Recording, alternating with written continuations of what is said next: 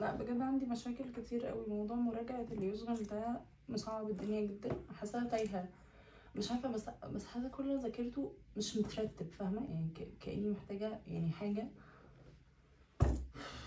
ارتب بيها الدنيا او ارتب بيها الوقت.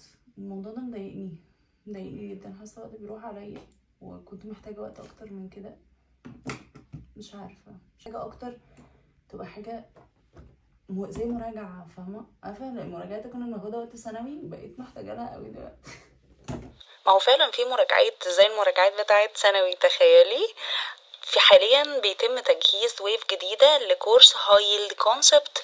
الكورس ده مخصص للدكاترة اللي امتحانهم قريب مثلا في خلال 4 شهور او اكتر، وهيكون مراجعة لأهم الكونسبت اللي مينفعش تدخل الامتحان من غير ما تكون فاهمهم ومذاكرهم كويس.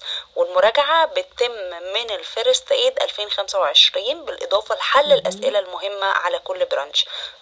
ومش بس كده، كمان هيكون مناسب للدكاترة اللي امتحنوا عندهم التمبت ومحتاجين يركزوا على بعض البرنشات او حتى على شوية مشاكل صغيرة.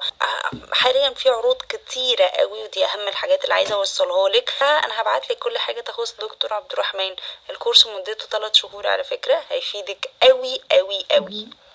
لذيذة الفكرة. خلاص، انا كل ده كنت بحل في الكارديو، بس لسه ما خلصتش من حل الكارديو، كنت حاسه الدنيا صعبه قوي. شكرا قوي بجد انك كلمتيني. عايزه اقول لكم ان مش انا بس اللي اقدر احجز مع الدكتور عبد الرحمن، انتوا كمان تقدروا تحجزوا وتقدروا كمان تاخدوا الخصم، والمراجعه هتكون لمده 3 شهور. فان شاء الله بالتوفيق يا دكاتره في ستيب 1.